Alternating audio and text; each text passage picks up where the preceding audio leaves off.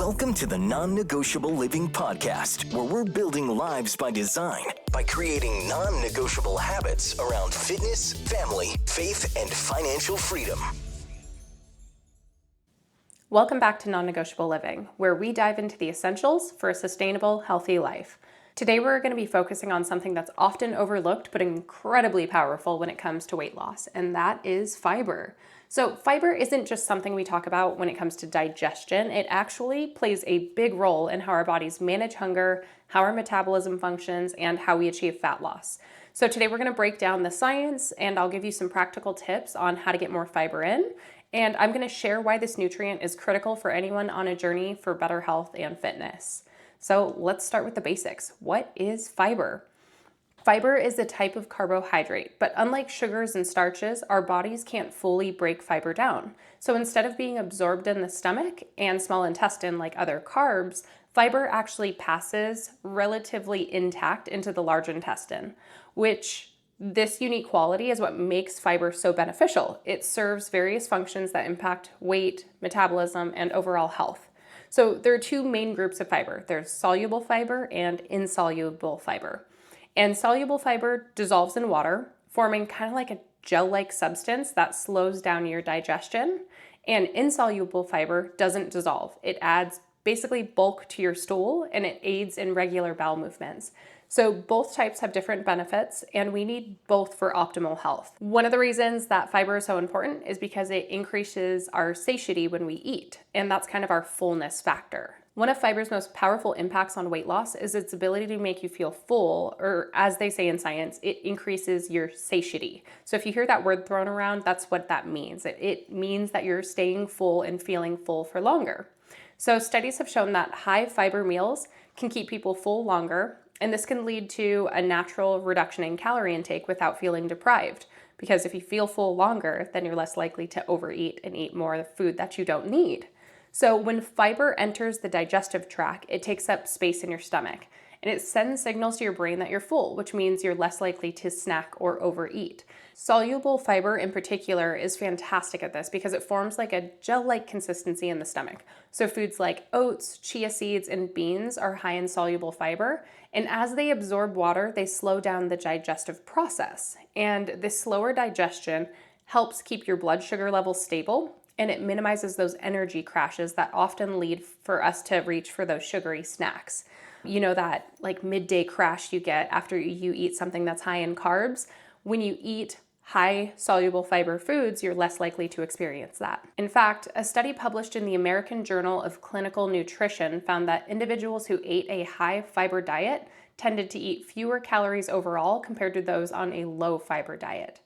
And the reason I point out fiber and its importance is because as we aim to get more protein in, a lot of people get so hyper-focused on protein, they forget about vegetables, they forget about fruits, high-volume foods, and they are so important towards our progress. So if I ever see clients who are struggling to lose the weight, I'll often look like, are you eating enough fiber? Are you getting enough fiber in? Or when people increase their protein intake to a high amount that they weren't used to previously, a lot of people struggle with constipation and bloating, and the fiber helps minimize that constipation. So next, let's dive a little bit deeper into blood sugar regulation, because it's one of the areas where fiber really shines. So when we eat refined carbs or sugary foods without much fiber, our blood sugar spikes rapidly.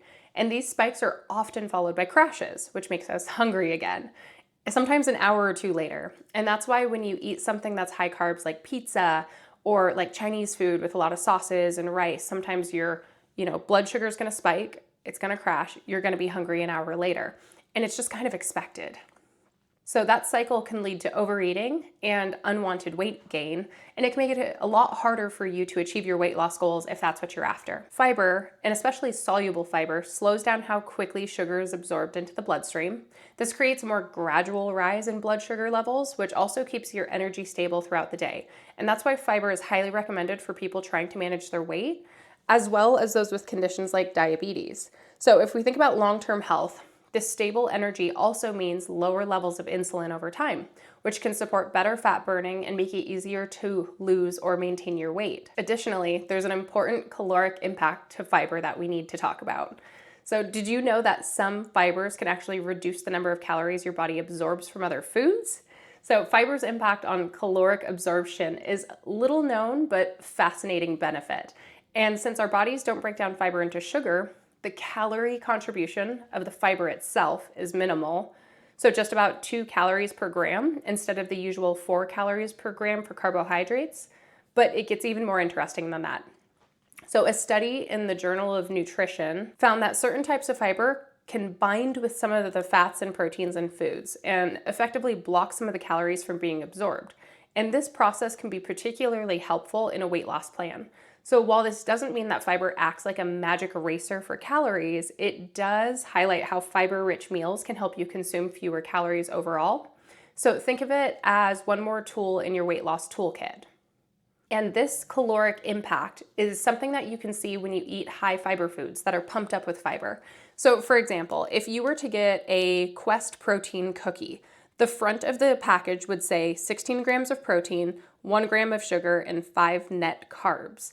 Now, if you were to turn the package over and look at the nutritional value, you'd be like, well, how does that work? Because the total carbohydrates are 22 grams in the cookies, so how do we get to 5 net carbs? Now, the reason is there is 17 grams of dietary fiber, so that leads to 17 grams of non-soluble or carbs within this cookie, leaving us with only 5 net carbs that are digested by our body. So you can see that with things like protein bars. If you were to get high protein, low carb breads, a lot of times you see them pumped up with fiber and saying that there's less net carbs. You'll see it with wraps and tortillas that are high protein, low carb. So anytime you're seeing that net carbs number thrown out there, that's because what they're doing is they're taking the amount of carbs in the food and then removing the number of grams of fiber because it's negating those carbs. The next important thing to acknowledge is how fiber improves our gut health. So fiber also has a significant role in supporting our gut microbiome. And that's the community of trillions of little bacteria in our digestive system that help us digest foods. And a healthy gut microbiome is essential for everything from our digestion to our mood regulation. And it actually turns out that it's really closely linked to your weight management. So fiber acts as a prebiotic, meaning it feeds the beneficial bacteria in your gut. And these good bacteria play a role in how we process food and use energy. So having a diverse microbiome is often associated with leaner body compositions, whereas a less diverse one has been linked to obesity. So when we eat fiber-rich foods, we're supporting a balanced gut. We're indirectly supporting our weight control. And foods like leafy greens, whole grains, and legumes are excellent sources of fiber and feed those beneficial gut bacteria. Now, this is all great, but I'm sure you're over here wondering, how do I get more fiber in? So the way that we can best incorporate fiber into our diet is obviously just through how we eat and managing our macros. So the average American only gets about 15 grams of fiber a day, and the recommendation for women over 30 is around 25 to 30 grams, and it's even higher for men. So let's talk about some practical steps that you can take to boost your intake. First, I would start with fruits and vegetables. So apples, pears, carrots, berries, they're all fiber rich. They're easy to add as meals or snacks. Berries, for instance, offer a lot of fiber for relatively few calories.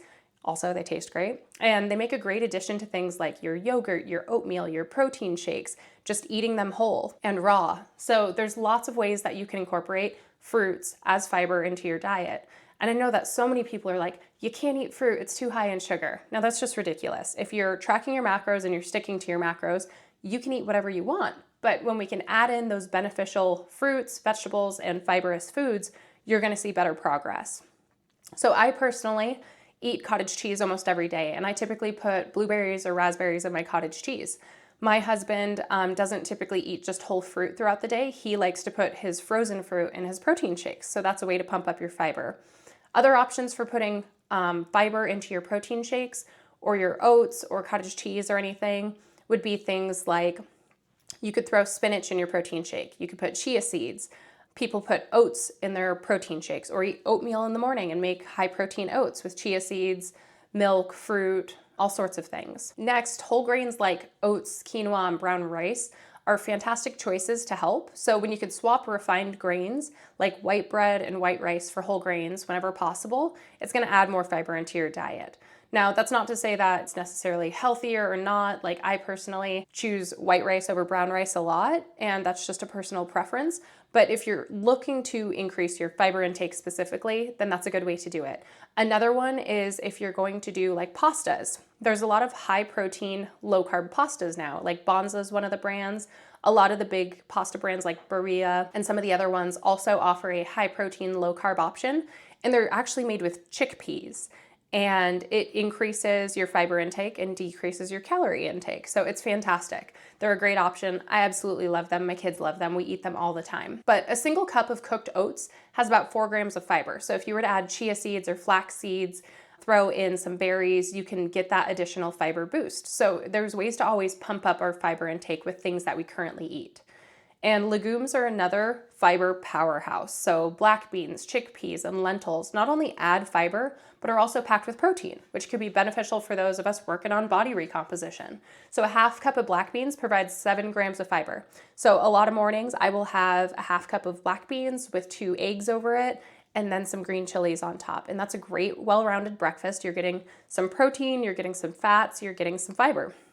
So great balanced breakfast with carbs, proteins, and fats. Now, when we talk about fiber, there's also something to acknowledge about how it impacts hydration. It's also important to mention the connection between fiber and hydration. When you increase your fiber intake, you'll need to drink more water. Fiber draws water into the digestive tract, which helps it move through your body more smoothly. But without enough water, you might end up with digestive discomfort or even constipation. So when you add more fiber, make sure you're drinking enough water to support the increased intake. So when it comes to fiber, it's really about balance. Adding fiber to your diet gradually can prevent digestive issues and help your body adjust. So start small, maybe adding fiber-rich vegetables to each meal, swapping out refined grains for whole grains, just incorporating more fruit into your day, more vegetables throughout your day. And it doesn't have to be complicated. You could literally just eat raw vegetables as a snack with some ranch. You could dip it in hummus. You could eat fruits just whole. You can add them into things. You could throw things in your protein shake. There's a lot of different options to get additional fiber in your days. But keep in mind that both soluble and insoluble fibers are essential. So aim for a variety of fiber sources. So just a quick recap. Fiber supports weight loss in multiple ways. It keeps us full longer. It reduces calorie absorption. It can stabilize our blood sugar levels and support our gut health. And it even slightly reduces the number of calories that we absorb from other foods. So all these benefits make it invaluable as a nutrient for anyone looking to lose weight or maintain a healthy weight or just stay healthy long term. Everybody should be eating fiber. So if you're on a journey to improve your health and lose weight, fiber is your friend. Make a conscious effort to include fiber-rich foods in your meals each day. Remember, this isn't about perfection. It's about making small, consistent changes that add up over time. So that's it for today's episode of Non-Negotiable Living. I hope that this was helpful. If it was, please subscribe, like this episode, and send it to a friend who might also benefit from this information. And I hope you feel empowered to make fiber a regular part of your diet. And I know that you'll experience the benefits from it if you aren't already. So thank you for being here, and until next time, keep taking care of yourself, keep making non-negotiable habits around your health, and keep thriving. You guys got this.